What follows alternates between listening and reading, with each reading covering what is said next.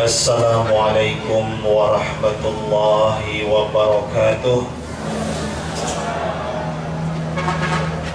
Alhamdulillahirabbil alamin. Wassalatu wassalamu ala sayyidil mursalin wa ala alihi wa sahbihi ajmain. Alhamdulillahilladzi asra bi'abdihi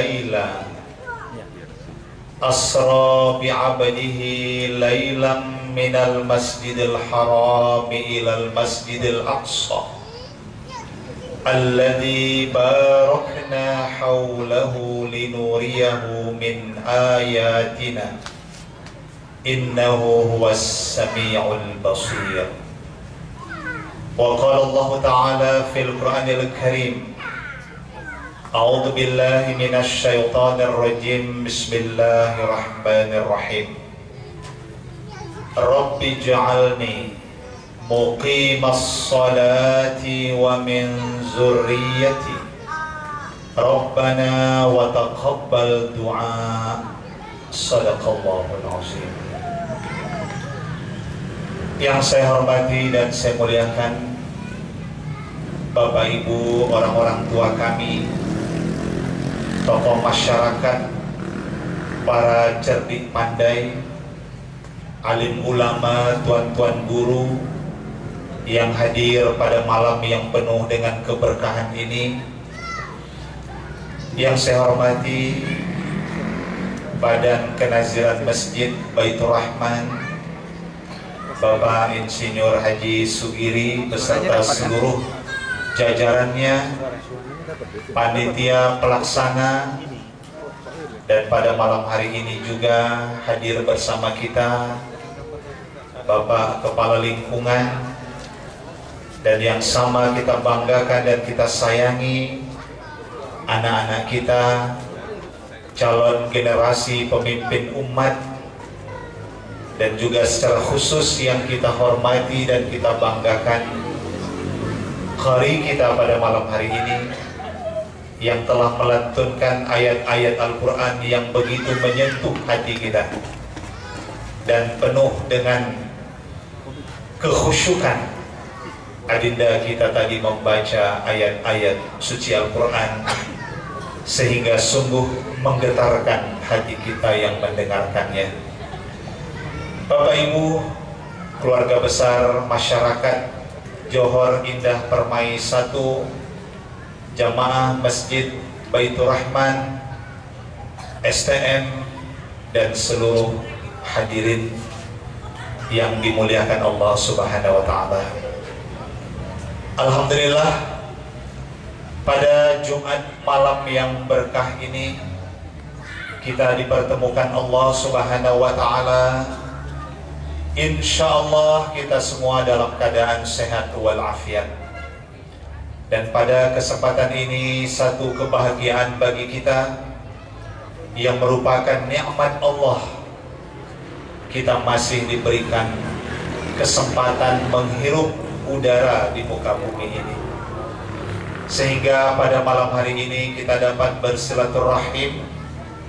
Semoga silaturahim kita adalah silaturahim yang diridhai Allah Subhanahu wa Ta'ala, silaturahim yang akan meningkatkan ukhuwah, tali persaudaraan yang tulus di antara kita. Dan lebih daripada itu, semoga kehadiran kita pada malam hari ini insya Allah akan dapat meningkatkan iman, ilmu, dan amal sebagai bekal yang terbaik sebelum kita kembali ke hadirat Allah Subhanahu wa Ta'ala pada suatu hari, suatu masa. Kita pun tidak dapat mengetahuinya, tetapi sesungguhnya kita pasti akan merasakannya. Salawat beriring salam mari kita sampaikan kepada Rasulullah Muhammad sallallahu alaihi wasallam. Kita selalu berselawat menyebutkan namanya. Kita berusaha mengamalkan sunnah-sunnahnya. Dan tentu di suatu hari Bapak Ibu kita rindu datang berziarah di pusaranya, di Masjid An-Nabawi Asy-Syarif di kota Madinah Al-Munawwarah. Semoga kita adalah umatnya yang akan mendapatkan syafaatnya di yaumil akhirah. Amin ya rabbal alamin. Bapak Ibu jamaah yang dimuliakan Allah Subhanahu wa taala, pada malam hari yang berbahagia ini, saya pikir karena waktu sudah pukul 10 malam, tausiah ini tidak usah terlalu berlama-lama. Saya pikir cukup 3 jam saja. Begitupun saya harus tanya ini Bapak Ibu, sanggup nggak duduk 3 jam lagi di sini? Alhamdulillah, tapi saya pun sepertinya tidak sanggup juga. Insya Allah kita akan gunakan waktu ini dengan sebaik-baiknya. Saya awali dengan satu catatan sejarawan. Para ahli sejarah mengatakan orang yang hadir di majlis Isra wal Mi'raj dari zaman Nabi Sallallahu Alaihi Wasallam sampai hari ini bisa dibagi kepada 3 kategori. Mari Bapak Ibu kita pada malam hari ini coba sebentar introspeksi diri, bermuhasabah. Kita yang hadir ini termasuk kategori yang mana sesungguhnya? Kategori yang pertama, ketika Nabi Shallallahu Alaihi Wasallam turun ke bumi, setelah beliau melakukan perjalanan sepanjang malam, melintasi jarak yang super jauh, dan perjalanan itu dibagi kepada 2 perjalanan. Ada perjalanan bumi yang disebut dengan Isra, terjadi di waktu malam, dan perjalanan itu bersifat perjalanan horizontal dari Masjidil Haram di kota Mekah menuju Masjidil Aqsa di Palestina, kemudian menembus langit dan sampai di satu tempat tertinggi yang disebut dengan Sidratul Muntaha. Itu yang disebut dengan Mi'raj, dan bertemu dengan Allah. Dalam sejarah itu Nabi tidak terlalu lama bertemu dengan Allah. Beliau turun lagi ke bumi karena masih banyak kerja-kerja yang harus beliau selesaikan di tengah-tengah umat. Beliau telah merasakan kenikmatan rohani melalui perjalanan Mi'raj, bertemu dengan Allah. Tetapi beliau merasa belum cukup kalau dalam hidup ini kita hanya membangun kesolehan individual tanpa kita mampu membangun kesolehan umat, kesolehan sosial. Kita mampu berbuat baik kepada orang banyak. Itu sebenarnya pelajaran pertama yang harus kita ambil. Dan sungguh menarik tema pada malam hari ini. Kesolehan individual harus kita bangun, kemudian kesolehan individual itu harus menjelma dalam kesolehan umat atau kesolehan sosial.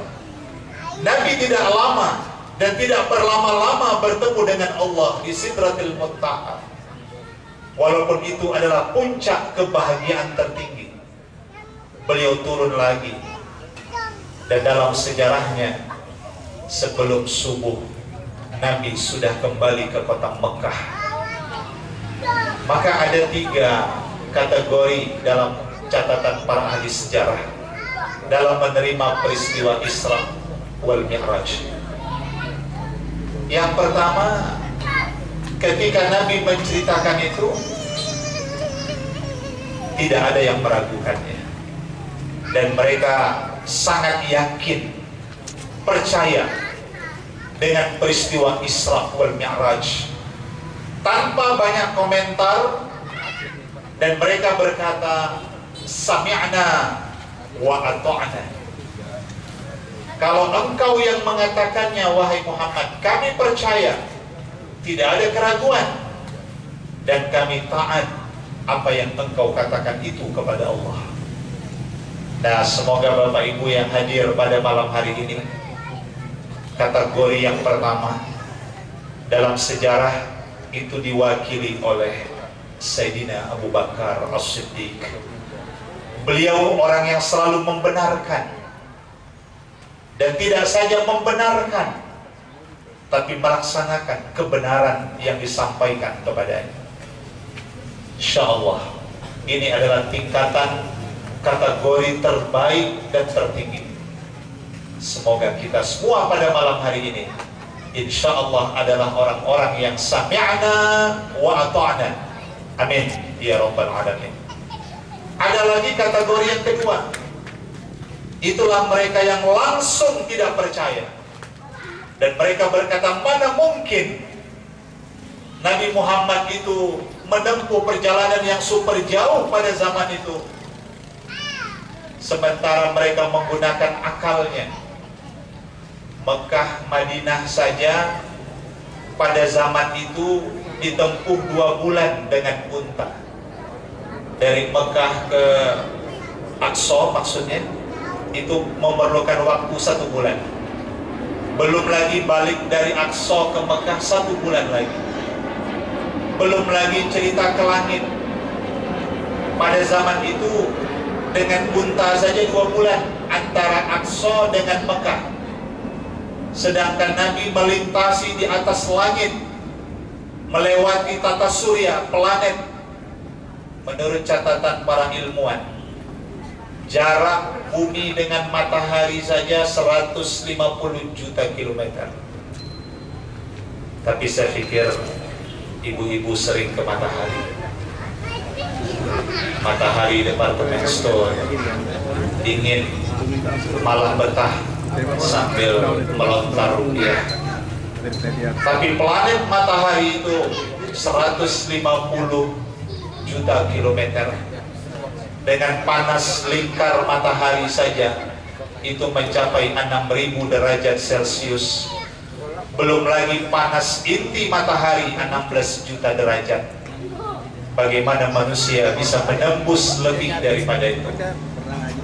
Maka kategori yang kedua itu adalah diwakili oleh orang-orang kafir. Itulah kelompok Abu Jahal.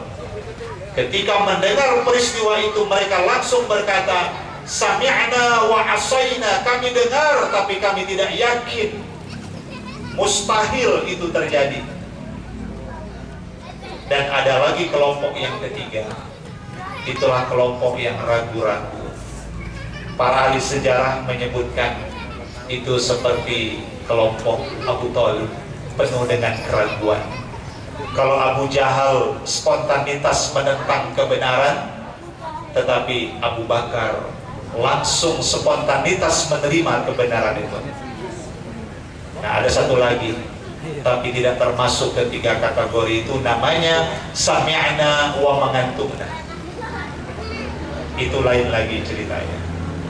Bapak Ibu jamaah yang dimuliakan Allah Subhanahu wa taala, setiap kali kita memperingati Isra wal Mi'raj, setidaknya ada 3 hal penting yang harus kita renungkan kembali pada malam hari ini. Kita akan melihat berbagai hikmah dari peristiwa Isra wal Mi'raj itu. Para ulama, para mubaligh menyampaikan peristiwa Isra wal Mi'raj dengan berbagai pendekatan. Pada malam hari ini kita akan melihat satu pendekatan lain, bahwa setiap kita berbicara Isra wal Mi'raj, 3 hal ini perlu kita renungkan kembali. Semoga menjadi catatan, menjadi pedoman dalam kehidupan kita, bahwa sesungguhnya Isra wal Mi'raj tidak akan pernah berakhir sepanjang zaman. Kita pun sebagai umat hari ini harus melakukan Isra wal Mi'raj. Saya sering sebutkan, Isra itu perjalanan bumi yang bersifat perjalanan horizontal dari masjid ke masjid. Itu simbol apa yang disebut dengan kesolehan sosial. Jadi kalau kita ingin sukses di dunia ini, kita harus membangun silaturahim yang baik. Masjid adalah simbol perdamaian. Masjid adalah simbol kesatuan dan kekuatan umat. Kenapa dari masjid ke masjid? Kita harus mulai dari sesuatu yang baik dan berhenti pada satu titik yang baik juga. Baru kita akan bisa bersatu dengan Allah Subhanahu wa Ta'ala. 3 hal yang ingin kita bahas pada malam hari ini, persis 3 hal Bapak Ibu. 1 subbab 1 jam, 3 poin 3 jam, insya Allah ya. Gak usah khawatir Bapak Ibu, nanti Pak Sugiri akan siapkan ayam bakar wong Solo ya. Dilanjutkan nanti dengan bermuhasabah gitu. Gak usah khawatir Bapak Ibu. Saya tahu juga pembawa acara kita ini ya, dari jauh rumahnya di Marelan sana, di mana? Di Hamparan Perak. Kasihan nanti kemalaman pulangnya. Jadi nggak usah malam-malam, jam 1 pagi cukup. 3 hal penting yang harus kita ambil. Pertama, peristiwa Isra wal Mi'raj mengajarkan kepada umat bahwa sesungguhnya hidup di dunia ini tidak akan pernah terlepas dari berbagai macam ujian dan cobaan. Ini yang harus Bapak Ibu kita renungkan kembali. Hidup di dunia ini tidak akan pernah terlepas dari segala macam ujian dan cobaan dalam bentuk apapun. Ternyata Bapak Ibu, kekayaan itu ujian yang Allah berikan. Ketika seseorang sedang kaya, akankah dia tetap beriman kepada Allah? Kemiskinan adalah juga ujian dari Allah. Tapi biasanya, maaf Bapak Ibu, manusia itu paling tahan uji ketika miskin atau ketika senang. Biasanya paling tahan uji. Lagi miskin atau lagi senang? Lagi miskin. Makanya kalau ada orang miskin tapi beriman, bagus pertahankan saja kemiskinan itu. Itulah yang terbaik yang diberikan Allah kepada dia pada saat itu. Tapi menurut saya, biarlah hidup kita senang asalkan tetap beriman kepada Allah. Setuju kan Bu? Biarlah kita senang asalkan tetap beriman. Daripada susah malah bertambah kekufurannya kepada Allah. Nabi Muhammad SAW dalam sejarahnya, sebelum beliau mengalami peristiwa Isra wal Mi'raj, Nabi itu dihadapkan pada ujian-ujian yang semakin berat kapasitas ujian itu. Rupanya Bapak Ibu, semakin tinggi kedekatan kita dengan Allah, percayalah akan semakin tinggi juga ujian yang akan Allah berikan kepadanya.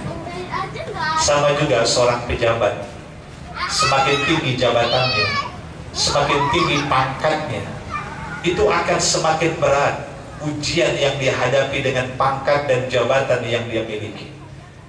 Begitulah kita, percaya Bapak Ibu, semakin ibu rajin bangun tahajud, semakin bapak rajin sholat berjamaah, semakin panjang zikir yang Bapak Ibu ucapkan, percayalah semakin ada ujian demi ujian yang akan Allah berikan.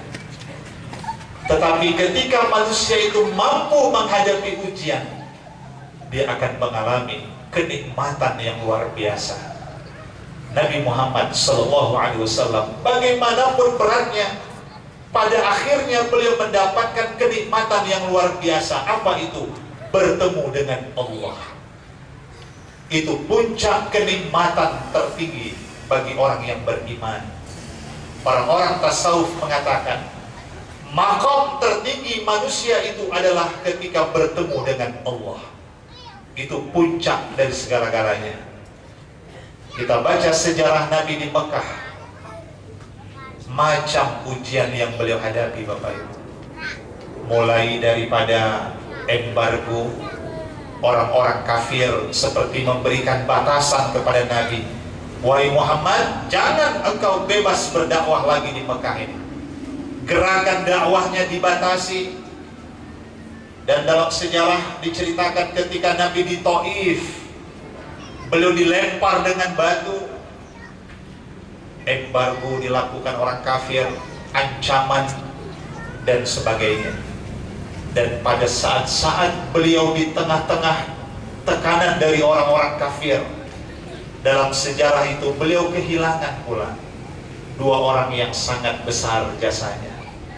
Itulah istrinya Siti Khadijah binti Khuwailid, meninggal lagi pamannya Abu Thalib, yang pada zaman itu bagaimanapun orang-orang kafir Quraisy benci kepada Nabi Muhammad, tapi kalau mereka masih melihat di sebelah Nabi ada Abu Thalib, agak mikir-mikir juga orang kafir itu, tak berani sembarangan. Meninggal lagi istrinya yang merupakan bendaharawati pada zaman Nabi. Nabi seperti kehilangan orang-orang yang sangat besar jasanya, orang yang selalu mendampinginya. Tapi dalam sejarah, bagaimanapun ujian itu, Nabi tidak sempat galau. Tidak seperti kebanyakan orang hari ini, terlalu mudah stres, terlalu tinggi kecemasan, akhirnya galau, gagal dan kacau.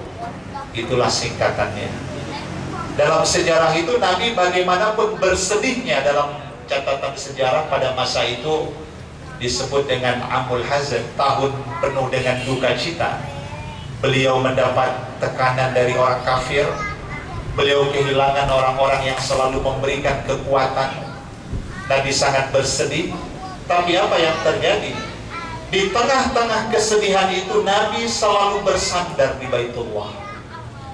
Nabi selalu dekat dengan Baitullah di Masjidil Haram. Bahkan peristiwa Isra, Nabi dijemput malaikat Jibril dan malaikat Mikail ketika beliau sedang bersandar di Baitullah. Beliau sedang bermunajah, beliau sedang mengadu kepada Allah. Itu pelajaran yang harus kita ambil Bapak Ibu. Ternyata tidak ada pelindung yang paling baik dalam hidup ini, tidak ada yang bisa memberikan pertolongan dalam hidup ini kecuali Allah.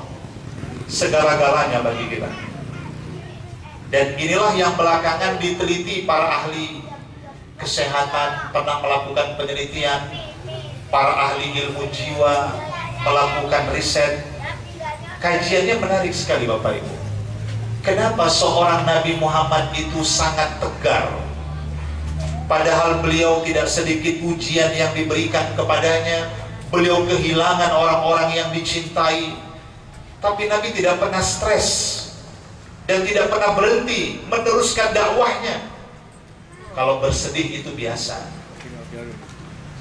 Bapak Ibu lah, kalau kita kehilangan orang-orang yang kita cintai, sedih gak Pak? Bapak kalau kehilangan istri sedih gak? Oh gak jawab Bapak, curiga saya. Bapak kehilangan orang-orang yang dicintai Pak, sedih gak perasaan Bapak? Sedih. Ibu kehilangan suami yang dicintai, sedih gak? Sedih. Makanya macam-macam juga jawaban orang. Islam itu mengajarkan doa. Bapak Ibu mau makan, berdoa. Selesai makan, berdoa. Ibu memulai sesuatu, membaca Bismillah. Selesai dari sesuatu, Alhamdulillah. Melihat sesuatu yang menakjubkan, Subhanallah. Mendengar kabar duka cita, Innalillah. Mendengar kabar suami kawin lagi, Alhamdulillah. Wah, macam-macam Pak jawaban itu. Ada yang bilang Alhamdulillah, ada yang bilang Nauzubillah. Tentu kita tidak ingin kehilangan orang-orang yang kita cintai dalam hidup ini. Walau bagaimanapun kita juga harus berpisah dengan mereka. Maka di dunia ini Bapak Ibu jangan terlalu mencintai. Sayang kepada harta boleh, tapi jangan terlalu sayang, karena kita akan meninggalkan harta. Sayang kepada anak, suami, istri wajib, tapi jangan terlalu sayang. Kita akan berpisah dari orang-orang yang kita sayangi. Maka pada saat itu dalam sejarah Nabi kehilangan semua itu. Seperti beliau hidup seorang diri, sementara tekanan orang kafir terus datang. Maka yang menarik, hasil penelitian belakangan, para ahli ilmu jiwa, ahli kesehatan meneliti, ini rahasia hidup Bapak Ibu. Kenapa Nabi Muhammad itu tegar sekalipun banyak ujiannya? Dan ternyata setelah mereka meneliti kehidupan Nabi Muhammad SAW, menarik, dan inilah menjadi kunci kehidupan bagi kita. Siapa kita yang tidak punya ujian dalam hidup ini? Siapa kita yang tidak punya problem dan masalah dalam kehidupan ini? Ada saja. Kadang-kadang problem suami, problem istri, problem anak, problem menantu. Ada saja problem dalam kehidupan ini, tidak pernah berhenti. Sampai para ahli peneliti mengatakan Nabi Muhammad itu luar biasa katanya. Beliau orang Arab, secara budaya orang Arab itu, lihat makanannya Pak. Bapak Ibu pernah pergi umroh, pergi haji, lihat orang Arab cenderung makanannya itu daging-dagingan. Kalau duduk satu talam 5 orang Pak, itu jatahnya 1 ekor kambing. 5 orang, 6 orang. Kita 1 ekor kambing, 1 STM gak habis makannya Pak. Nabi Muhammad itu luar biasa, diteliti orang makanannya kambing. Mana pernah Nabi Muhammad makan pecel Bu? Gak pernah. Tapi hebatnya Nabi Muhammad itu gak pernah kena kolesterol dalam sejarah. Beliau tidak pernah terserang stroke, tidak pernah hipertensi. Bahkan tidak ada catatan sejarah Nabi Muhammad pernah medical check up ke Pulau Pinang. Nggak ada Pak. Beda dengan kita, pening dikit terbang kita, sakit dikit terbang kita. Ternyata itu diteliti orang. Secara budaya makanan saja Nabi Muhammad itu luar biasa. Tapi Nabi itu sehat, tegar.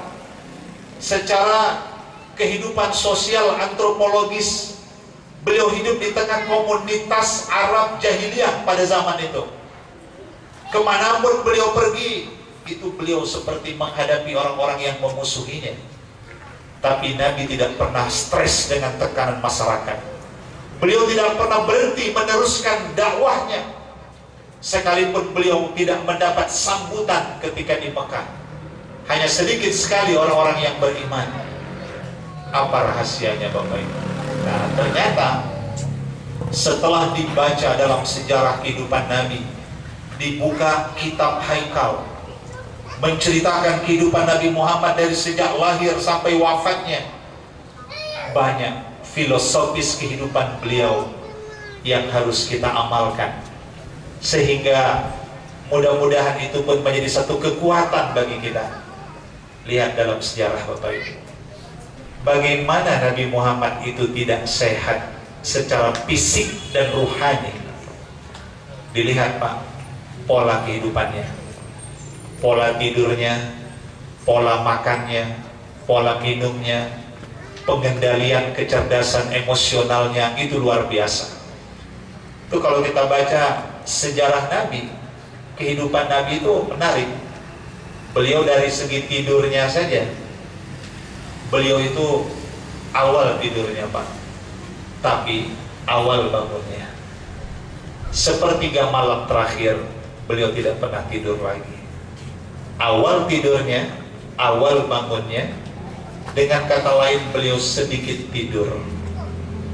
Kita bagaimana mau sehat Pak? Sudah telat tidurnya, telat bangunnya. Kalau Nabi sedikit tidur, malah kita kadang-kadang sedikit-sedikit tidur. Ini bahaya kita Pak. Di kantor tidur, di jalan tidur, di masjid kita pikir khusyuk, kali rupanya ngantuk juga. Tapi itu sebenarnya rahmat Allah Bapak Ibu. Karena sekarang ini orang, maaf saja Bapak Ibu, untuk tidur malam saja itu persoalan yang serius. Ada orang mau tidur malam Pak, dia harus konsul ke psikiater dulu, minum obat, pil lelap nggak lelap juga, katanya darahnya nggak mengalir, kurang olahraga, harus pakai sandal khusus, dia beli kozui, nggak tidur juga. Apalagi di tempat tidurnya salah, tukar beli king coil yang paling mahal, nggak lelap juga. Ini bantalnya salah, tukar beli bantal angsa, harganya pun 999.900, itu pun nggak tidur juga. Sementara ada orang duduk di majelis taklim, alhamdulillah, tak perlu pakai modal mahal, duduk manis saja, alhamdulillah, turun rahmat Allah kepadanya Pak. Itulah kasih sayang Allah itu. Nah, jadi Nabi Muhammad itu, beliau orang yang termasuk sehat, tegar, itu termasuk pola tidurnya bagus. Dan beliau itu orang yang luar biasa membangun kesolehan individualnya. Kesolehan individualnya luar biasa. Sampai kata Aisyah, itu cerita, aku melihat setiap malam Nabi itu luar biasa lama sholat malamnya, dan tidak pernah berhenti satu malam pun. Dan diteliti para ahli kesehatan, Pak Dr. Sambas juga ada ahli kesehatan, ternyata rahasia sholat malam itu, bayangkan apa yang kita makan satu hari ini, dari pagi sampai kita menjelang tidur, itu kan terjadi proses reproduksi, yang jadi darah, jadi daging, jadi ampas. Dan pada saat-saat malam terakhir itu terciptalah proses pengaliran darah segar yang tadi kita makan. Maka ketika orang tahajud, gerakan-gerakan sholat itu kan luar biasa ya. Sementara yang memompa darah kita adalah jantung. Jantung itu 2 jari di bawah susu kiri kita, otak di atas jantung. Sekarang ada penelitian otak kiri, otak kanan, otak tengah, otak belakang juga.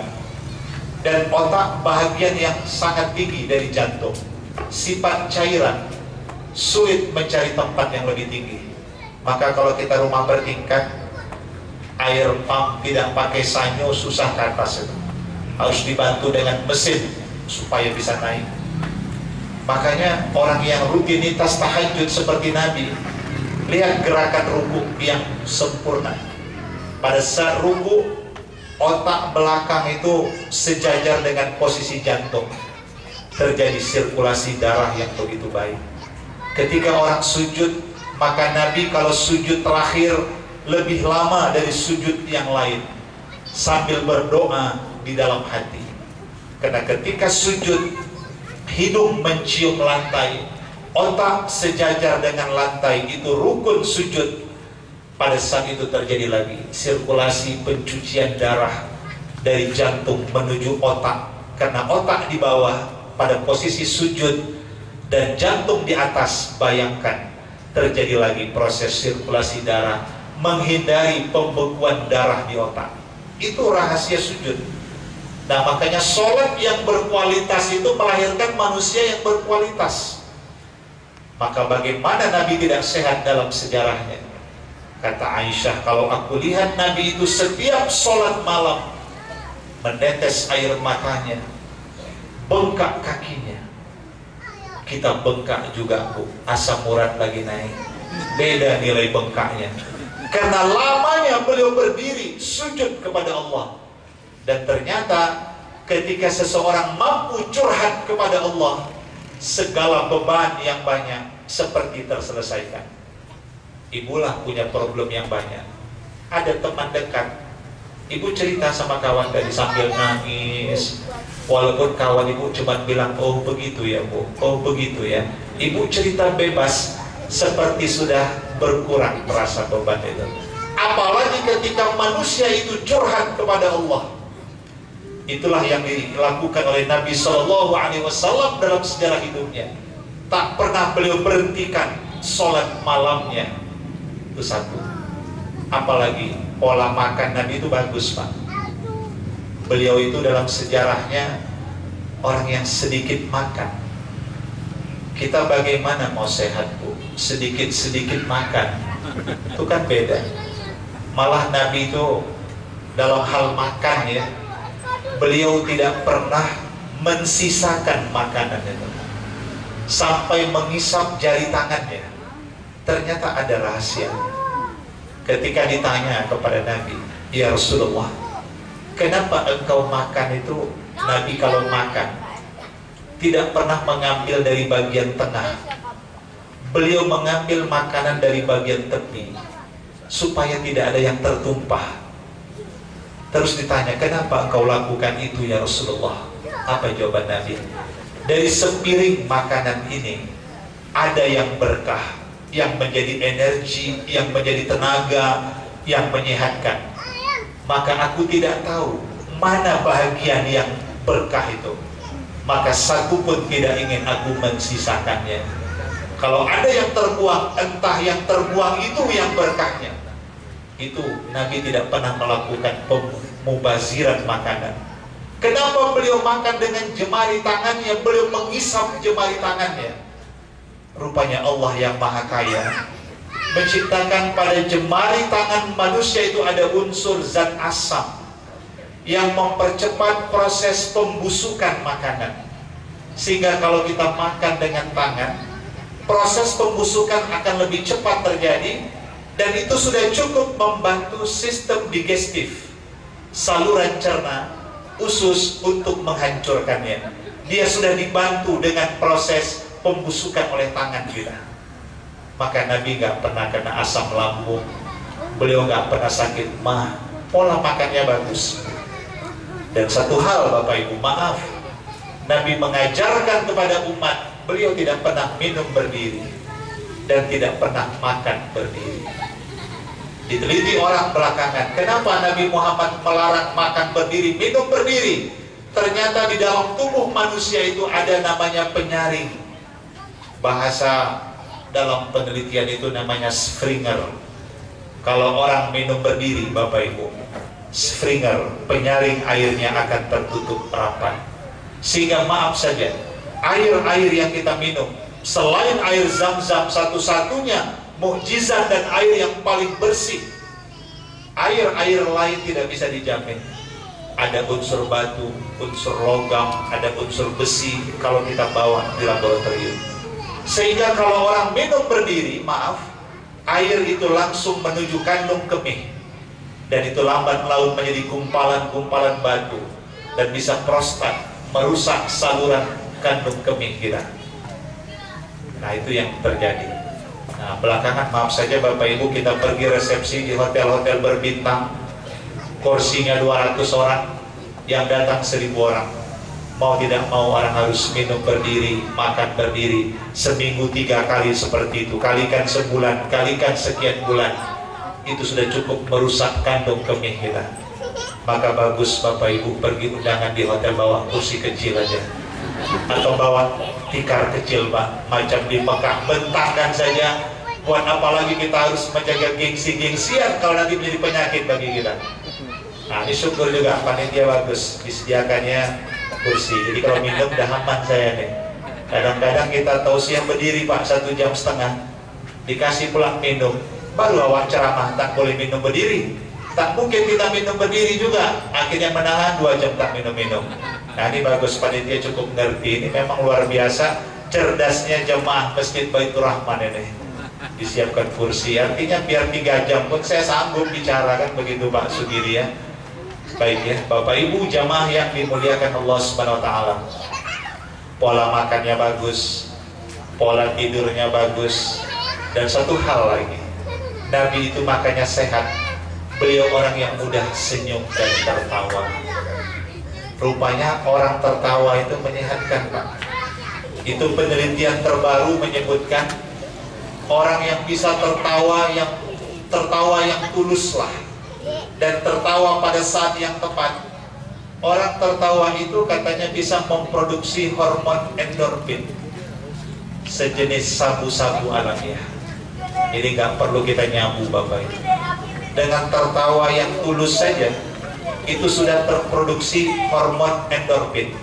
Nah, sehingga orang yang tertawa itu lebih memancarkan energi sehat dan juga awet muda katanya. Nah, maka tertawa itu juga merupakan obat. Walaupun Nabi dalam tertawa itu ada batas-batas adab yang harus dijaga. Nah, artinya Bapak Ibu, apa yang ada pada diri Nabi Shallallahu Alaihi Wasallam di tengah-tengah ujian yang berat beliau hadapi sebelum Isra wal Mi'raj, beliau sudah menjadi orang-orang yang memiliki kekuatan rohani, kesehatan fisik yang luar biasa, dan intinya kesehatan fisik adalah diawali dengan kesehatan rohani. Itu yang belakangan disebut dengan psikosomatik. Jadi sebenarnya Bapak Ibu, rahasia sehatnya Nabi itu di akal dan di hati. Orang, bagaimanapun olahraganya, olahraga teratur, makan teratur, berasnya aja organik, cabai organik, tomat organik, air minumnya aja Pak 17 kali saring baru minum. Waduh, luar biasa. Tapi kalau orang itu tidak tenang pikirannya dan tidak tenang hatinya, itu jadi penyakit. Apa efeknya? Orang, Bapak Ibu, kalau sudah terganggu pikiran, terganggu hati, dia mulai nggak bisa tidur, lambat laun gelisah. Nah, kalau orang sudah tidak tenang tidurnya, makannya nggak selera, akhirnya naik kadar asam lambung, terseranglah mah, mulailah denyut jantung yang tidak stabil, mulai terganggu yang lain. Ternyata penyakit fisik berawal dari derita ruhani, dan itu yang dimiliki oleh Nabi. Bagaimana beliau tidak sehat? Beliau tenang pikirannya, tenang hatinya, karena beliau selalu bersandar kepada Allah. Itulah obat dari segala penyakit sebenarnya. Ketika Bapak Ibu bisa bangun di tepian malam, sholat ke masjid berjamaah, apalagi subuh berjamaah, selalu membaca Al-Quran, tubuh tidak pernah terputus dari air wudhu yang terus kita pertahankan, zikir Al-Quran yang selalu kita baca, itu obat dari segala-galanya. Maaf Bapak Ibu, macam manapun tahanan, para narapidana yang ditangkap KPK dengan berbagai kasus, para pembunuh masuk ke penjara, lihat, di penjara mereka menemukan makna hidup yang sebenarnya. Kenapa di situ? Karena di sana mereka sudah mulai sholat 5 waktu berjamaah. Mereka sudah mulai sedikit tidur, bangun tahajud, dia menyesali diri. Dia setiap hari baca Quran. Lihat orang-orang yang di penjara itu. Pesan kepada keluarga, tolong bawa Quran, tolong bawa tasbih. Walaupun ada juga yang bertambah jahatnya di penjara, tapi umumnya di sanalah orang menemukan kebahagiaan itu, ketenangan setelah dia mampu dekat dengan Allah Subhanahu wa Ta'ala.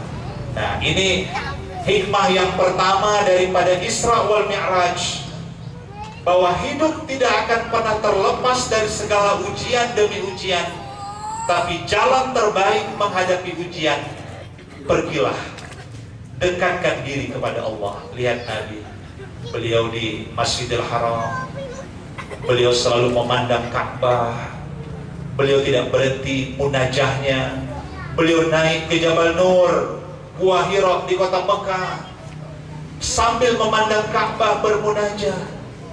Insya Allah, Allah akan berikan pertolongan dari sebalik ujian yang dihadapi. Nah Bapak Ibu, kalau Nabi, ujian yang beliau hadapi pada saat itu berbeda dengan kita. Nah pada saat ini, maaf Bapak Ibu, kita juga sedang dihadapkan pada ujian demi ujian yang berat. Kita harus Isra pada saat ini. Nah salah satu ujian yang paling berat kita hadapi pada saat ini adalah menyelamatkan generasi bangsa. Ini ujian yang paling berat. Ya, betapa saya secara pribadi, mungkin Bapak Ibu, kita tersentuh sekali ketika mendengarkan adinda kita tadi ya, Abdul Rahim ya. melantunkan ayat-ayat Quran yang masih kecil, masih duduk di sekolah menengah pertama katanya, SMP ya. Tapi sudah begitu Allah berikan kepadanya kecerdasan ruhani, kefasihan baca Quran yang mungkin kita saat ini sulit sekali mencari generasi-generasi Qurani. Nah, lewat peringatan Isra wal Mi'raj pada malam hari ini Bapak Ibu, saya ingin mengajak kita semua. Kita tidak cukup membangun kesolehan individual, tapi mari kita membangun kesolehan sosial.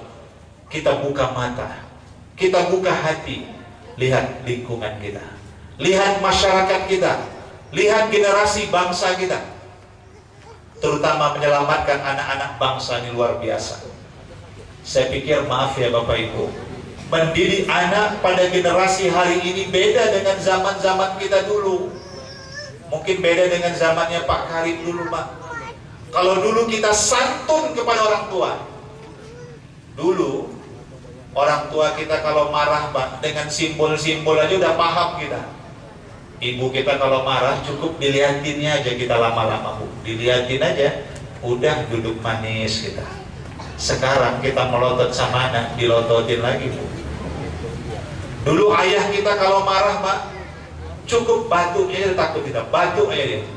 Oh, udah takut kita, Pak, batu aja takut. Sekarang kita batuk, muntah darah pun nggak takut lagi. Terjadi pergeseran nilai. Makanya ada satu teori filsafat pendidikan anak. Didiklah anakmu sesuai dengan zamannya, karena mereka tidak dilahirkan pada zamanmu.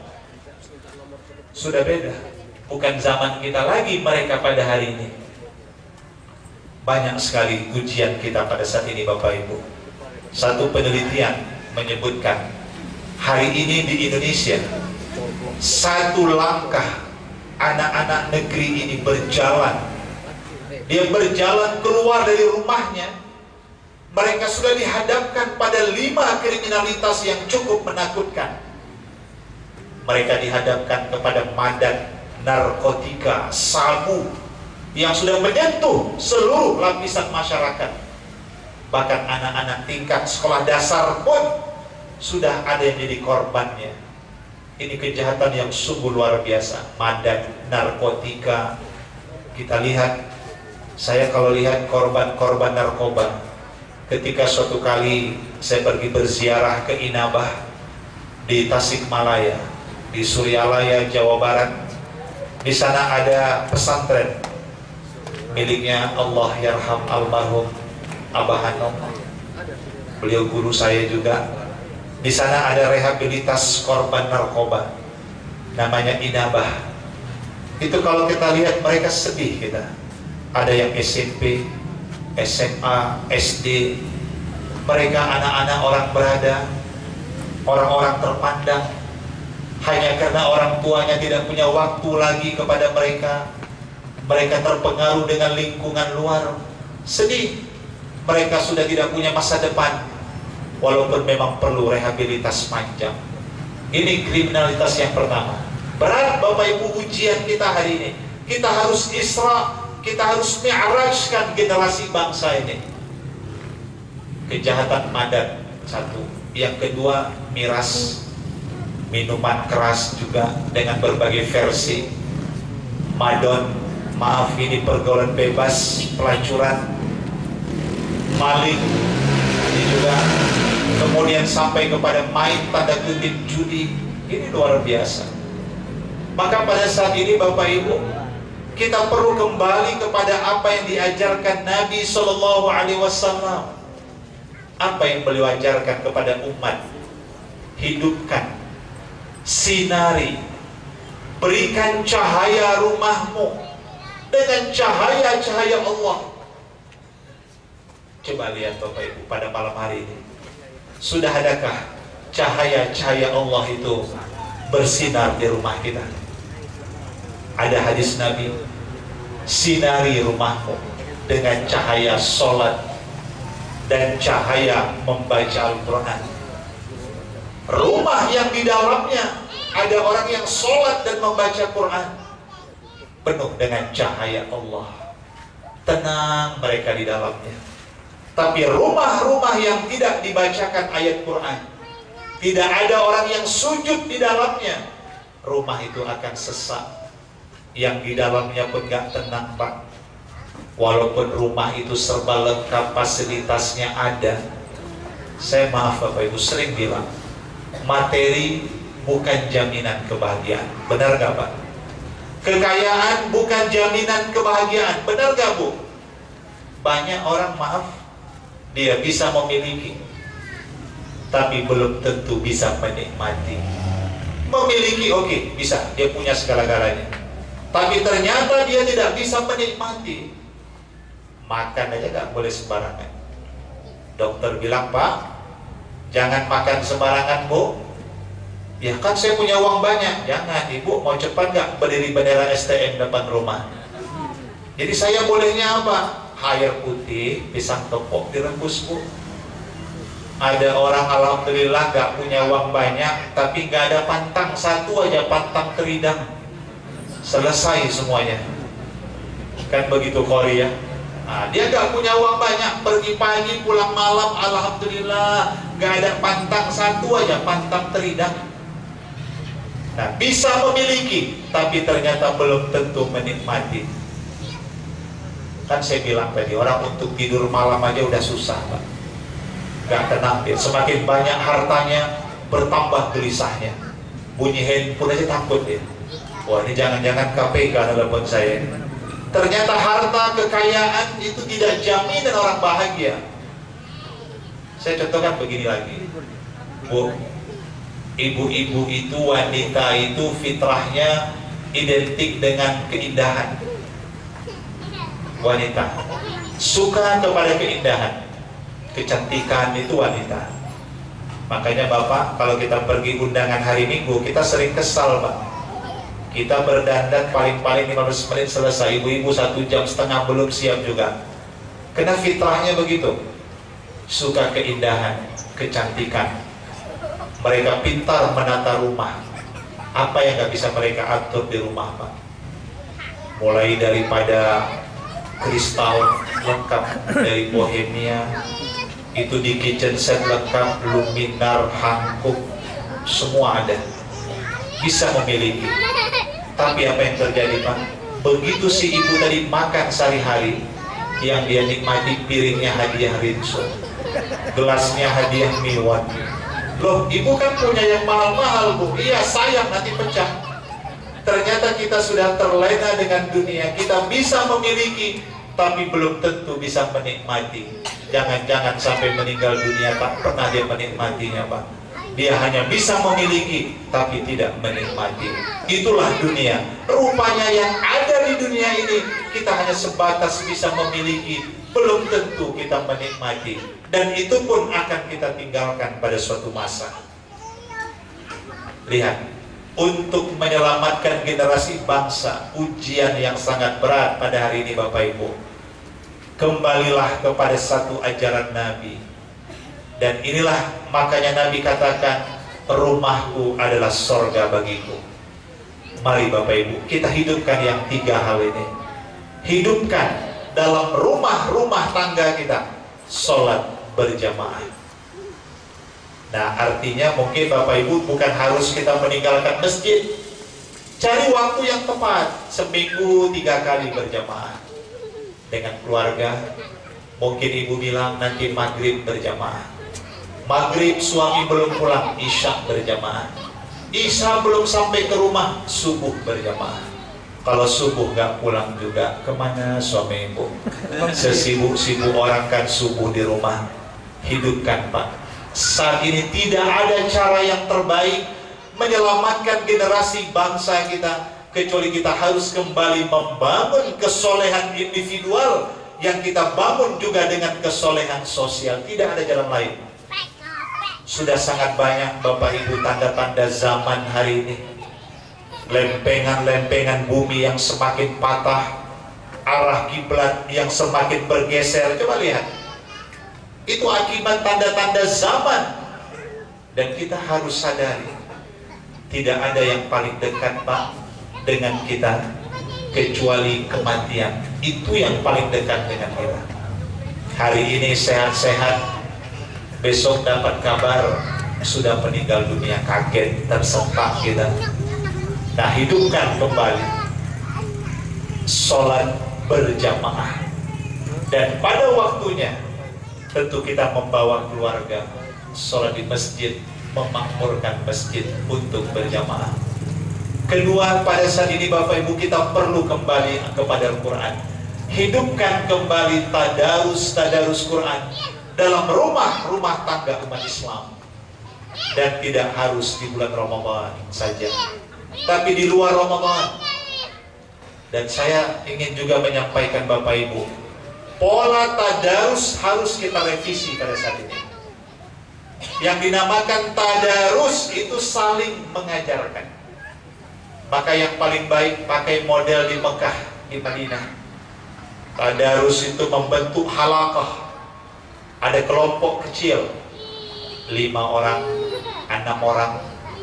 Di antara 5-6 orang itu harus ada satu yang lebih mahir bacaannya. Dia yang lebih tahu dengan Al-Quran. Sehingga nanti yang berlima ini baca satu orang, 2-3 ayat, kemudian diterjemahkan, ditafsirkan. Itulah makna tadarus yang sebenarnya. Sehingga ayat-ayat Quran akan menambah keimanan bagi mereka yang membacanya. Ya, saya kadang-kadang kurang setuju, maaf Bapak Ibu. Ada model tadarus itu kadang-kadang sudah melewati waktu. Jam 11-12 pakai mikrofon, suaranya keluar. Kalaulah bagus bacaannya, masih baguslah kita mendengarnya. Udahlah suaranya kuat, kemudian salah lagi bacaannya, tajwidnya bersalahan, ya Allah. Ini perlu direvisi. Maka model tadarus yang paling tepat itu bagaimana selama orang membaca Quran itu bertambah imannya. Itu para sahabat di zaman Nabi. Baca Quran itu gak banyak-banyak. Baca 2-3 ayat. Ketika ayat berbicara tentang azab, menitik air matanya. Sujud dia kepada Allah, memohon ampunan. Tak sanggup dia meneruskan ayat itu. Kita kadang-kadang baca ayat tentang azab, tentang siksa, tentang neraka, sedikit pun tidak menambah keimanan kita, karena tidak kita pahami makna tadarus. Nah, yang diwasiatkan Nabi itu, hidupkanlah tadabbur Quran. Itulah membaca Quran secara bersama sambil saling mengajarkan. Nah, itu yang lebih baik. Itu pola tadarus yang paling tepat.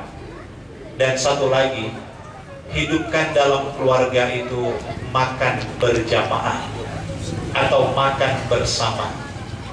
Walaupun yang kita makan sederhana Pak, cuman bawal, kakap, dan sate, tidak jadi masalah. Bukan menunya, tapi kebersamaannya, silaturahim.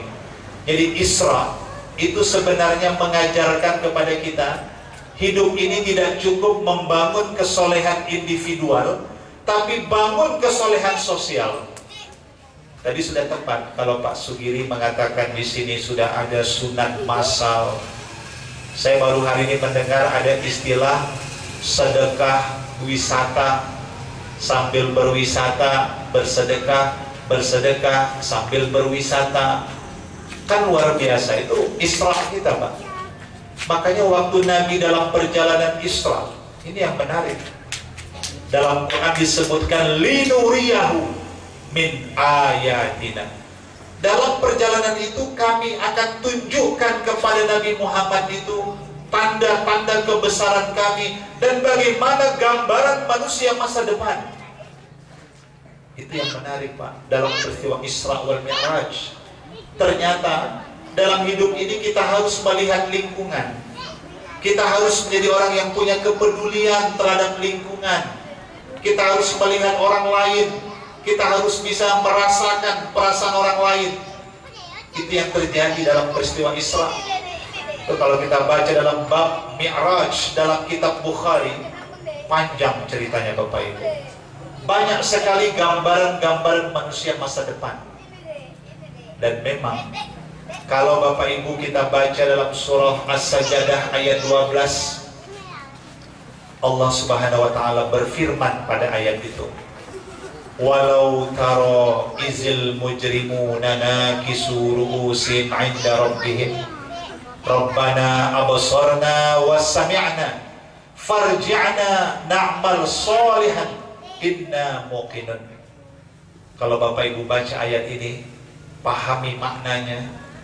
Ayat itu bercerita, rupanya nanti di akhirat ketika manusia berhadapan dengan Allah, orang-orang yang di dunia ini belum sempat bertaubat dan dia meninggalkan dunia belum bertaubat, dia berkata kepada Tuhannya, Rabbana absarna wa sami'na. Ya Tuhan, sudah kami lihat, sudah kami dengar suara azab-Mu, tak sanggup kami menanggung azab-Mu ya Tuhan, berat, tak terbayangkan bagi kami. Farji'na na'mal sholihan. Tolong ya Tuhan, kembalikan kami ke Johor sebentar aja. Tinggal di Johor dia Pak rupanya. Tolonglah ya Tuhan, kembalikan kami ke Jalan Setiabudi. Tinggal di Setiabudi pula dia rupanya. Tolonglah ya Tuhan, kembalikan kami ke bumi di mana kami berada. Na'mal sholihan, kami pasti jadi orang baik. Inna muqinun. Sekarang kami sudah yakin. Ketika itu Tuhan jawab, terlambat sudah kau datang padaku. Kenapa tak sedari dulu kau jadi orang baik? Pada ayat ke-14 Allah mempertegas, fazuku bima nasitum liqa'a yaumikum hada inna nasinakum wazuku azabal khuldi bima kuntum ta'malun. Sekarang udah rasakan saja azabku. Toh dulu kau lupa. Kau kan sudah melupakan adanya hari kiamat. Kau sudah lupakan adanya hari pembalasan. Sekarang kami pun melupakan engkau. Wazuku azabal khuldi. Sekarang rasakan azabku. Rupanya Bapak Ibu, apa yang kita tanam di dunia ini akan kita petik pada suatu hari. Kalau Bapak Ibu hari ini menabur benih-benih kebaikan, pasti memetik kebahagiaan. Dan siapa saja orang hari ini menabur benih-benih kejahatan, mungkin dia sukses sesaat dengan jahatnya, pasti dia akan memetik penyesalan pada suatu hari. Bapak Ibu malam ini sedikit berkorban waktu, syukur duduk di kursi. Andai di masjid tadi saya bayangkan Pak Sugiri, kaki itu tak bisa dikompromikan lagi, putar kiri kanan 2-3 kali, diluruskan ke depan. Bapak Ibu harus duduk menahan macam-macam ngantuk. Ini akan menjadi buah yang akan membahagiakan pada suatu hari. Apa yang kita tanam, itu yang kita petik. Maka ketika Nabi Mi'raj, beberapa hal ingin saya ceritakan. Ini iktibar bagi kita, betapa ternyata Nabi Muhammad itu ditunjukkan kepada beliau tanda-tanda manusia akhir zaman. Dan bagaimana gambaran manusia pada suatu hari, itu banyak peristiwanya. Maka dalam peristiwa Isra Mi'raj, Nabi didampingi malaikat Jibril sebagai guider yang akan menjadi juru bahasa. Nabi didampingi malaikat Mikail dalam sejarahnya, yang akan membawa kendaraan dalam peristiwa itu, yang disebut dengan buraq, kendaraan yang luar biasa diciptakan Allah. Maka ada beberapa fenomena gambaran manusia masa depan. Semoga Allah jauhkan kita dari yang tidak baik-baik, dan kita menjadi yang terbaik dari yang diperlihatkan kepada Nabi. Apa yang ditunjukkan Allah? Yang pertama, Nabi melihat, dan ini masih dalam perjalanan Isra, belum ke langit. Dalam perjalanan malam itu, Nabi diperlihatkan ada sekelompok orang, Bapak Ibu. Mereka sedang bercocok tanam. Apa yang terjadi? Ketika mereka sedang bercocok tanam, tiba-tiba yang mereka tanam itu langsung saja berbuah. Nabi kaget, tanya kepada malaikat Jibril, ada apa wahai malaikat Jibril? Betapa luar biasanya orang-orang itu. Baru saja mereka tanam, sudah mereka petik hasilnya. Dijawab oleh malaikat Jibril, tahukah Anda, wahai Muhammad, itulah manusia, gambaran manusia masa depan. Mereka orang-orang yang di dunia suka membelanjakan hartanya di jalan Allah. Ikhlas mereka membelanjakan hartanya di jalan Allah. Dan itulah yang Allah kembalikan kepada mereka.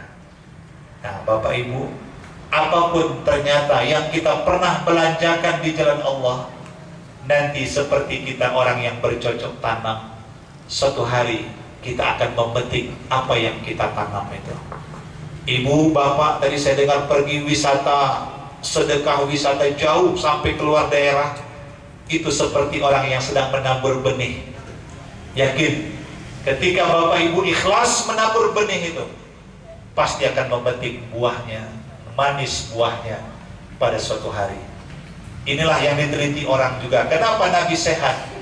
Beliau orang yang suka bersedekah, sedikit-sedikit bersedekah. Kita bagaimana mau sehat, Bu? Sedikit sedekahnya. Tuh lihat, kalau Bapak Ibu pergi ke Mekah, Madinah, apalagi pada bulan suci Ramadan, afdalus sedekah fi Ramadan, sebaik-baik sedekah itu di bulan Ramadan. Baru saja Bapak Ibu melangkahkan kaki pukul 6 menjelang maghrib akan berbuka di Haram, masuk ke halaman Masjid Nabawi, Masjidil Haram, datang orang-orang Arab sudah memanggil kita. Karena menurut peraturan Saudi, orang-orang Mekah Madinah hanya dibolehkan umroh sekali setahun.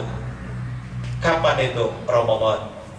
Makanya kalau sudah Ramadan bisa mencapai 4 sampai ke 5 juta orang yang melaksanakan umroh di musim Ramadan. Ditambah penduduk setempat. Masih lebih hebat lagi orang Johor, setahun bisa 10 kali umrohnya. Orang Arab setahun sekali aja Pak, jatah mereka. Tak boleh, karena diberi kesempatan untuk seluruh dunia datang silih berganti. Begitu kita masuk, dipanggil Pak sama orang Arab, haji, haji. Dia panggil untuk apa? Duduk di sebelahnya. Rupanya dia sudah bawa perbekalan untuk buka puasa. Senangnya hati dia bisa berbagi bukaan puasa kepada orang yang berpuasa. Duduk kita, dia siapkan syai, kahwa, at-tumur, sukari, macam-macam makanan berbuka. Datang orang di sebelah kita lagi, haji, dia tawarkan buah-buahan. Datang orang di belakang kita manggil, haji, dia tawarkan lagi susu. Terpaksa kita juga harus bawa tas kecil. Kita pun bisa bersedekah lagi kepada orang lain. Di sana orang berebut-rebut bersedekah.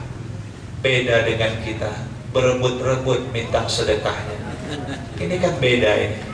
Nah, padahal apa yang kita tabur, apa yang pernah kita belanjakan itu, Allah akan kembalikan, dan itu akan menjadi milik kita. Nah, ini yang pertama. Maka Bapak Ibu, kesolehan individual harus dibangun juga kesolehan sosial, atau yang disebut dengan kesolehan umat. Itu persis diceritakan dalam surah Al-Muddatsir. Lihat Bapak Ibu ayat 40 sampai dengan 44. Dialog, rupanya nanti orang-orang di sorga boleh mencari saudara-saudaranya. Jadi Bapak Ibu, kita pun bisa cari-carian nanti. Sama-sama aja ke Masjid Baitur Rahman, cari di sorga, kok nggak ketemu ini. Mudah-mudahan kita semua bertemu di sorga. Amin. Seandainya penghuni sorga tidak bertemu lagi dengan penghuni sorga lain, saudara-saudaranya, mereka boleh mengadakan wisata ke neraka. Boleh. Itu diceritakan dalam surah Al-Muddatsir. Dan sesampainya mereka di neraka, mereka bertanya, ma salakakum fis saqar? Kenapa Anda hari ini masuk neraka Saqar? Bukankah dulu Anda juga rajin mengaji? Apa jawabannya? Qalu lam naku minal musallin. Memang rajin ngaji, tapi nggak pernah sholat. Nah, neraka sakor tempatnya. Bertemu lagi dengan yang lain, dia tanya, apa jawaban mereka? Walam naku nut'imul miskin. Di dunia dulu pelit kali, tak pernah bersedekah, tak pernah memberi makan fakir miskin, tak pernah berzakat. Akhirnya saya pun dilemparkan ke neraka sakor. Wa kunna nakhudu ma'al khaidin. Dulu di dunia saya suka menggosipin orang lain. Kemana-mana pergi, hobi menceritakan orang, suka menceritakan aib orang, suka memecah belah orang lain, bukan mendamaikan, malah mengadu domba. Neraka sakor juga tempatnya. Ternyata Bapak Ibu, kedua kesolehan itu harus kita bangun. Kesolehan individual dibarengi dengan kesolehan sosial. Itu harus seimbang dia. Itulah Isra wal Mi'raj. Isra itu kesolehan yang bersifat horizontal, kesolehan sosial. Nabi melihat sekitar. Mi'raj bertemu dengan Allah, kesolehan individual. Itu luar biasa sebenarnya hikmah Isra wal Mi'raj. Nah, jadi yang pertama itu ada satu cerita Bapak Ibu. Ada seorang kaya, sudah lanjut usianya. Jadi gimana Pak Sukiri? Masih bisa lagi kita teruskan Pak? Ya sedikit lagi lah. Ibu-ibu masih bertangga ini. Ya sambil Bu dinikmati jamuannya, minum, makan. Ya silahkan apa yang bisa dirasakan dulu. Ini udara sejuk ya. Malam ini nggak ada bola ya Pak Amul ya? Nggak ada kan? Nah insya Allah kita teruskan dikit lagi. Ada seorang yang ditanya, dia ini seorang tua, hartawan, bahkan punya kekayaan yang luar biasa. Suatu hari ditanya orang, Pak, maaf, boleh tahu nggak Pak, Bapak sekarang sudah berapa umurnya? Nah, orang biasa nanya umur kita, walaupun dalam tafsir umur dan usia berbeda. Usia nominal, umur produktivitas hidup. Ada orang usianya singkat tapi umurnya berkah. Ada, ya kan? Nih adinda kita yang baca Quran usianya masih ini tapi umurnya berkah. Masih SMP sudah qari, dia bagus bacaannya, umurnya berkah. Ditanya, Pak, usia umur Bapak berapa? Diketahui dia sudah hampir 70. Tapi apa jawabannya? Umur saya baru 5 tahun. Yang nanya bingung juga, loh kok baru 5 tahun? Terus Pak, kalau boleh tahu, Bapak kan seorang kaya raya, berapa banyak Pak aset kekayaan Bapak? Wah, kamu macam KPK dan nanya harta orang. Kena ditanya, dia jawab, harta saya pun nggak banyak, paling-paling 15 jutaan aja. Padahal dia punya kekayaan luar biasa, ternak hewan lengkap, ternak sapi ada, ternak ayam ada, ternak tuyulnya berlengkap juga. Terus Pak, kalau boleh tahu anak-anak berapa orang Pak? Anak saya nggak banyak, cuma 1 aja. Padahal diketahui anaknya 7 orang. Udah, yang bertanya ulang. Atas jawaban itu yang bertanya nggak bisa tidur dari 2 malam. Akhirnya dia tanya balik, hari ketiga datang, Pak, tolong Pak, saya ini orang awam, tak paham saya jawaban Bapak, tolong Bapak jelaskan. Nah lihat, ini si Bapak yang menjelaskan itu jawabannya sangat sofistik, luar biasa. Pak, kenapa Bapak ditanya umur dan berkata umur Bapak baru 5 tahun? Saya jujur, saya tidak bohong. Karena baru 5 tahun saya bertaubat, baru 5 tahun saya sujud, baru 5 tahun saya tahu baca Quran. Itulah Bapak Ibu, umur yang sebenar-benar umur kita, manakala kita sudah bertaubat kepada Allah. Bapak Ibu maaf, berani Bapak Ibu jamin, kalau malam ini malaikat maut wilayah kerjanya masuk ke Johor Indah Permai 1, ada yang berani menghindar? Tidak ada yang berani menjamin Pak. Kalau malam ini malaikat maut wilayah kerjanya Johor Indah Permai 1, Gak ada yang bisa menghindar. Nah, maka jawaban Bapak tadi benar. Ketika ditanya umur, dia bilang baru 5 tahun. Ada baiknya, maaf Bapak Ibu, kita semua tanya juga umur kita berapa malam ini. Yang kita sudah benar-benar bertaubat, yang kita sudah benar-benar rukuk dan sujud kepada Allah, yang kita sudah benar-benar berbuat baik kepada orang lain, itulah umur yang sebenarnya. Terus Pak, kenapa Bapak bilang harta cuma 15 juta? Karena hanya itu yang pernah saya belanjakan di jalan Allah. Itulah harta saya. Yang lain habis untuk dunia.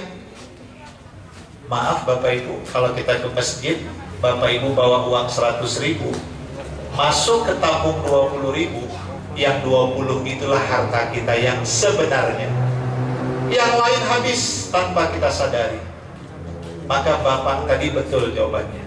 Harta saya cuma 15 juta, karena itu yang dia pernah belanjakan dalam kehidupannya di jalan Allah. Terus Pak, kenapa Bapak bilang anak cuma 1? Yang lain anak siapa Pak? Saya nggak bohong. Anak saya cuma 1, karena hanya 1 yang sujud kepada Allah. Hanya 1 yang selalu membahagiakan hati saya. Dialah yang doakan saya nanti kalau jasad saya sudah terbujur di alam barzakh. Yang lain belum saya mati sudah berebut harta masing-masing. Kapan dia mendoakan saya? Hanya 1 anak saya sujud kepada Allah. Itulah anak yang sebenar-benarnya. Kita tanya diri kita Bapak Ibu, berapa harta kita yang sebenarnya? Berapa anak kita yang sebenarnya? Nabi Ibrahim alaihissalam bersama putranya Ismail, selesai mereka membangun Ka'bah, meninggikan Ka'bah, berdoa dengan air mata, dan doanya diabadikan dalam surah Ibrahim ayat 40. Ini amalkan doa ini Bapak Ibu. Kalau ibu-ibu susah bahasa Indonesianya Bu, bahasa Arabnya boleh. Rabbi ja'alni muqimas sholati wa min zurriyati rabbana wa taqabbal du'a. Itu doa Nabi Ibrahim. Ya Tuhan, jadikan aku, keturunanku sujud kepadamu. Karena Bapak Ibu, kalau anak-anak kita sujud kepada Allah, insya Allah mereka yang doakan kita.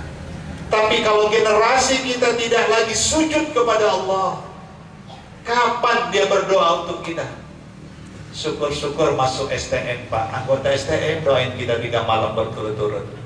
Kalau tidak, kita rindu menanti-nanti doa dari anak, sementara anak tidak pernah sujud kepada Allah. Itu sebuah kemalangan yang paling berat. Makanya para nabi dalam Quran, Nabi Yakub berkata kepada keturunannya, "Ma ta'buduna min ba'di?" Apa nak yang kalian sembah kalau ayahmu tak ada lagi? Ma ta'buduna. Tak pernah Nabi berkata ma ta'kuluna, apa yang kalian makan kalau ayah gak ada. Bukan itu yang difikirkan. Tapi apa nak yang kalian sembah? Itu doa Nabi Ibrahim alaihissalam. Nah, jadi Bapak Ibu, dialog singkat itu satu hikmah bagi kita. Umur yang sebenar-benar umur, itulah yang kita sudah bertaubat. Harta yang sebenar-benar harta, itu yang kita belanjakan di jalan Allah. Itu yang ibu-ibu bawa, dakwah, sedekah, tadi namanya, wisata sedekah yang diberikan kepada saudara-saudara kita. Itulah milik kita yang sebenarnya. Tadi yang kita sumbangkan untuk anak-anak yatim, sunat massal, kita sisihkan harta kita, itulah harta kita yang sebenarnya. Yang masuk ke tabung derma, itulah milik kita. Dan anak-anak kita yang sebenarnya, itulah yang sujud kepada Allah. Itulah tadi yang dia baca Quran, sejuk hati kita mendengarkannya, tak lupa dia mendoakan ayah maknya. Itu anak yang sebenar-benarnya. Jadi Bapak Ibu jamaah yang dimuliakan Allah Subhanahu wa Ta'ala, gambaran pertama yang diperlihatkan kepada Nabi, orang yang bercocok tanam dan tumbuh seketika. Itu gambaran manusia masa depan. Kedua, lawan daripada itu, Nabi melihat ada sekelompok orang, maaf, telanjang dada, tak pakai pakaian. Maaf, mereka hanya menutup kemaluan mereka saja. Tidak sampai di situ. Diperlihatkan kepada Nabi, manusia itu dihalau di tengah gembala, ditarik dengan tali di lehernya seperti kambing ternak, dan mereka memakan rumput, memakan batu seperti kawanan hewan ternak. Ya Allah, padahal mereka manusia-manusia tampan yang cantik rupawan, tapi dihalau di tengah gembala. Nabi pun heran, wahai Jibril, siapa gerangan manusia yang telanjang dada itu? Mereka cantik-cantik, tampan dan gagahnya, tapi kenapa mereka ditarik dengan tali, makan rumput dan batu seperti ternak? Nabi pun dijelaskan, wahai Muhammad, itulah gambaran manusia masa depan. Mereka itu orang kaya-kaya di dunia, hartanya berlimpah ruah, tapi sayang ketika hidup di dunia mereka orang yang paling pelit, tak pernah berzakat, tak pernah berinfak, tak pernah bersedekah. Dan pada hari itu Allah miskinkan mereka. Lihat Bapak Ibu, lihat nanti surah At-Taubah ayat 34 dan 35. Ini ibu-ibu serius sekali dengarnya ini. Takut saya serius sekali, terakhir ngantuk juga ini. Jadi Bapak Ibu yang dimuliakan Allah, pada ayat 34-35 surah At-Taubah, Allah ceritakan, Muhammad, tolong sampaikan kabar gembira kepada orang-orang yang selalu menyimpan harta, emas dan perak, kekayaan yang tidak pernah mereka zakati. Sampaikan kabar gembira. Apa kabar gembiranya? Rupanya nanti emas dan perak itu akan dikumpulkan Allah, kemudian dibakar di bara api neraka. Namanya logam, meleleh dia.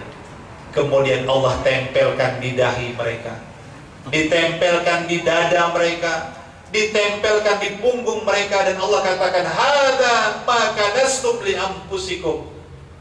Ambil nih harta yang dulu kau simpan-simpan saja.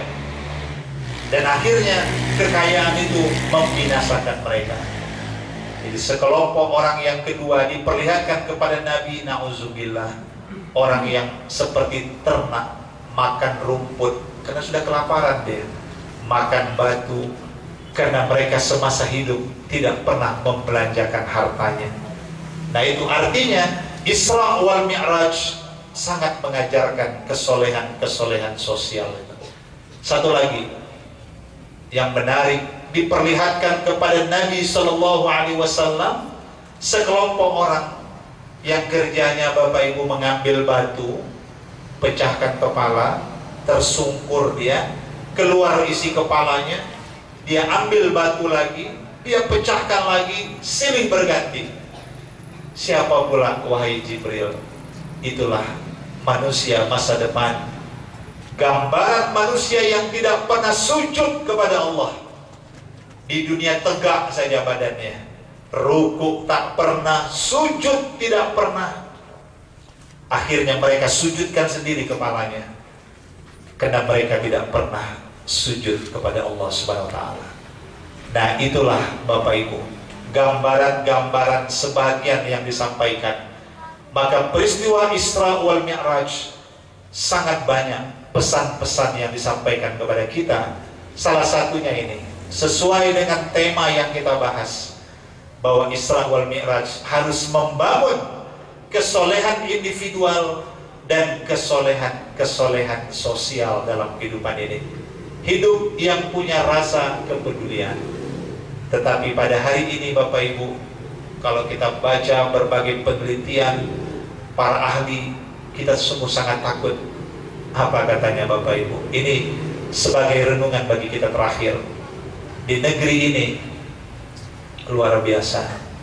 Ini tanggung jawab kita semua Bapak Ibu. Semua lapisan masyarakat punya tanggung jawab untuk mengembalikan, katanya, ada 3 hal yang sudah hilang di negeri ini. Makanya kita prihatin Bapak Ibu, apapun bencana yang terjadi, malapetaka yang silih berganti, kekacauan, ketidakharmonisan, ini kan juga bahagian dari peringatan demi peringatan yang Allah berikan kepada kita. Sebab ketiga nilai ini sangat menentukan keberkahan langit dan bumi. Kalau yang tiga ini sudah hilang, itu kata Nabi, mereka seperti menjemput azab dari langit. Na'udzubillah. Tiga hal yang semakin hilang di negeri ini. Apa itu? Yang pertama, sifat amanah. Mencari orang-orang yang amanah sangat sulit pada hari ini. Lihat tayangan-tayangan TV, seluruh lapisan kita lihat. Orang-orang yang harusnya menegakkan kebenaran, orang-orang yang harusnya menjadi keteladanan pun tidak mampu diteladani lagi. Sifat amanah yang sudah hilang. Saya sering bilang, Bu, maaf ya, hari ini Pak, menjaga amanah lebih sulit dari menjaga aminah. Luar biasa. Mencari orang-orang yang amanah seperti mencari mutiara di tengah samudera. Kedua yang semakin hilang di negeri ini adalah rasa malu. Padahal malu adalah sebahagian dari iman. Orang sudah tidak malu lagi berbuat kefasikan. Orang tidak lagi malu berbuat kebatilan. Malah orang bangga-banggaan menunjukkan kejahatan demi kejahatan yang dia lakukan. Kalau rasa malu sudah dicabut, itu artinya mereka menjemput azab dari langit. Dan satu lagi yang semakin hilang di negeri ini adalah moralitas, akhlakul karimah. Makanya kalau hewan bisa berbicara di Indonesia, hewan-hewan akan berkata, kami lebih santun dari manusia. Loh, kenapa hewan ngomong begitu? Hewan menjawab, karena kami, kata hewan, masih punya kesantunan. Manusia kalau begaduh, berkelahi, carut marut, suka manggil nama-nama kami. Sementara kalau kami begaduh, gak pernah manggil-manggil manusia. Itu kata hewan. Na'udzubillah min dzalik. Nah, akhirnya Bapak Ibu jamaah yang dimuliakan Allah Subhanahu wa taala, lewat peringatan Isra wal Mi'raj pada malam hari ini, saya terutama mengingatkan diri saya pribadi dan kita semua yang hadir pada saat ini, sudah sangat banyak isyarat dan tanda-tanda zaman, bahkan tanda-tanda akhir zaman yang terjadi di hadapan kita. Sudah saatnya Bapak Ibu, kita kembali melakukan Isra wal Mi'raj dalam kehidupan kita hari ini. Isra kita hari ini adalah membangun kesolehan sosial, membangun kesolehan umat. Hiduplah dengan selalu menebarkan kebaikan demi kebaikan di muka bumi ini. Jadilah kita orang-orang yang selalu membawa kebaikan dan membawa manfaat bagi orang banyak. Itu Isra yang bisa kita bangun pada hari ini. Baca tanda-tanda zaman, lihat kehidupan di sekitar kita, buka mata dan buka hati. Sesuatu yang baik kita teladani, sesuatu yang mungkar yang kita lihat, kita jauhkan diri kita dari kemungkaran, bukan malah kita ikut berserikat dengan kemungkaran-kemungkaran yang terjadi. Kalau Nabi menyuruh kita sholat berjamaah, disuruh kita makan berjamaah, kita disuruh membaca Al-Quran berjamaah, saya pikir Nabi tidak pernah mengatakan kita juga harus korupsi berjamaah. Kan tidak ada juga harus bermaksiat berjamaah. Tapi mari Isra kita hari ini membangun kebaikan bersama. Dan Mi'raj kita pada hari ini, itulah kesolehan individual, kesolehan spiritual.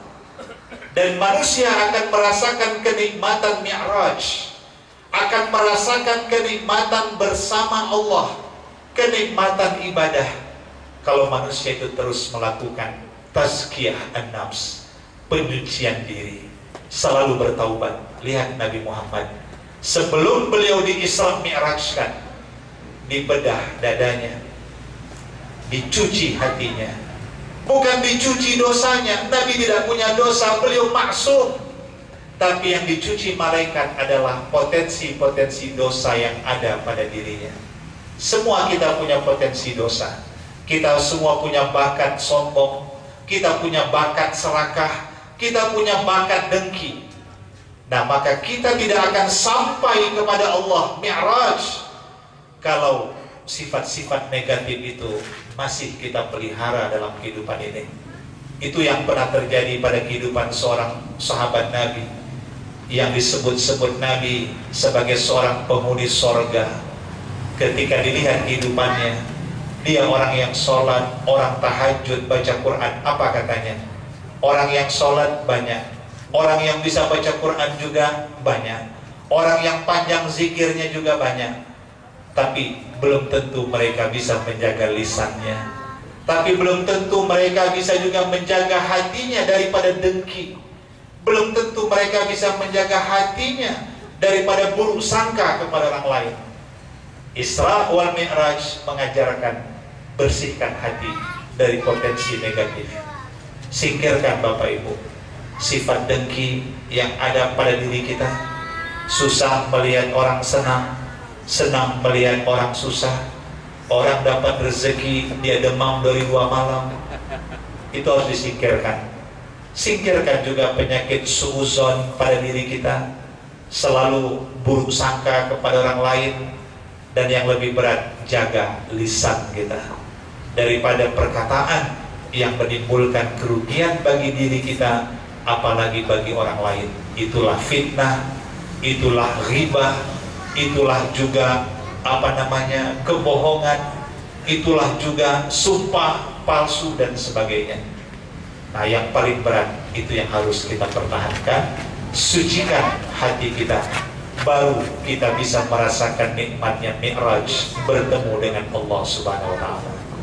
Demikian Bapak Ibu tausiah yang dapat disampaikan.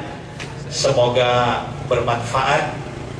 Lebih dan kurang mohon dimaafkan, dan terima kasih. Semoga Allah memberkahi majelis kita pada malam hari ini. Amin ya rabbal alamin. Billahi taufiq wal hidayah. Wassalamualaikum warahmatullahi wabarakatuh.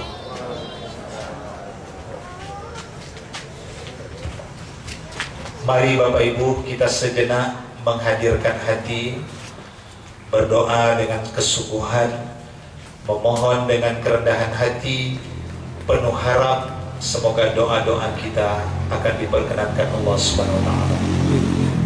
Astaghfirullahalazim, astaghfirullahalazim, astaghfirullahalazim, alladzi la ilaha illa huwal hayyul qayyum. Na'udzu billahi minasy syaithanir rajim. Bismillahirrahmanirrahim. Alhamdulillahirabbil alamin, wassalatu wassalamu ala asyrafil anbiya wal mursalin wa ala alihi wa sahbihi ajmain. Rabbana taqabbal minna innaka antas samiul alim wa tub alaina innaka antat tawwabur rahim. Allahumma ya arhamar rahimin, ya Allah, Engkau adalah Tuhan kami yang maha kaya. Tak terkira nikmat anugerah yang sudah Engkau titipkan kepada kami. Jadikan kami ya Allah sebagai hamba-Mu abdan syakura, hamba yang pandai mensyukuri nikmat dan tidak menyalahgunakan nikmat, apalagi sampai kufur nikmat kepadamu ya Allah. Sungguh kami takut jika suatu hari nikmat yang telah Engkau titipkan itu akan Kau tarik dari sisi kami, manakala kami tak pandai mensyukurinya. Allahumma ya Tawwabur Rahim, ya Allah, Engkau adalah Tuhan kami yang maha penerima taubat, yang maha luas pintu-pintu ampunan-Mu ya Allah. Kami sadari tak terkira noda dan dosa yang telah kami lakukan, yang disengaja dan tak disengaja. Kami mohon kepadamu ya Allah dari hati yang paling dalam, ampunkanlah dosa-dosa kami, dosa kedua orang tua kami, Kasihi dan sayangilah mereka berdua sebagaimana mereka telah mengasihi dan menyayangi kami di waktu kecil. Tanpa iringan doa yang tulus, kasih sayang yang tiada terputus, dan doa yang terus-menerus dari ayah dan bunda kami, tentu hidup kami pun tiada akan bermakna, dan Engkau pun tiada akan ridha kepada kami. Ampunkanlah ya Allah dosa orang-orang tua kami, arwah ayah dan bunda kami yang mereka terbujur di alam barzah.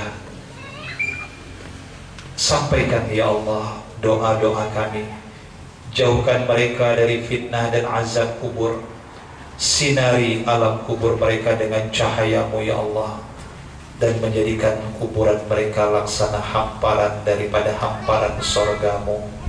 Ya Allah, ya Sami'ud Du'a, Engkau mendengarkan doa-doa hamba-Mu yang meminta.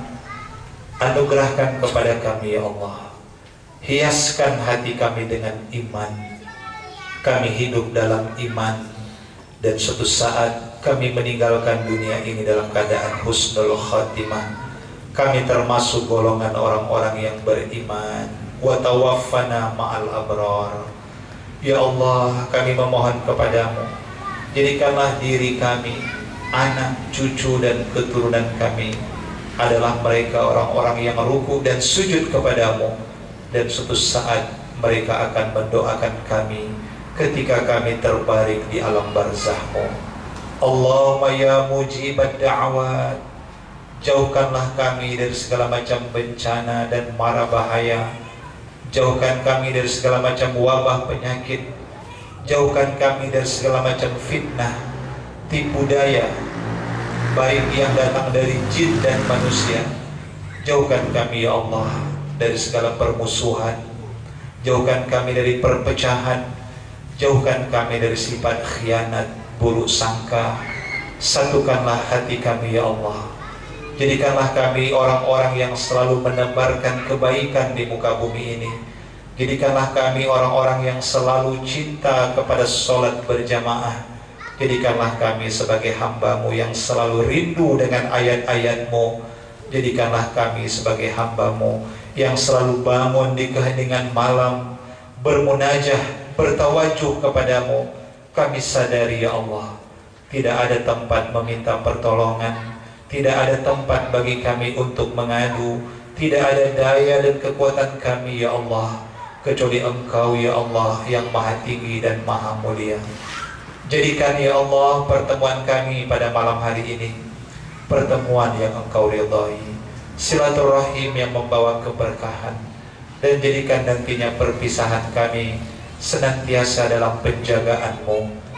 Berikanlah kepada kami ya Allah ilmu yang bermanfaat, amal yang soleh, dan berikanlah pada kami kebahagiaan hidup di dunia dan di akhirat. Rabbana atina fid dunya hasanah wa fil akhirati hasanah wa qina adzabannar. Wa sallallahu ala sayyidina Muhammad wa ala alihi wa sahbihi wasallam. Walhamdulillahi rabbil alamin. Taqabbalallahu minkum.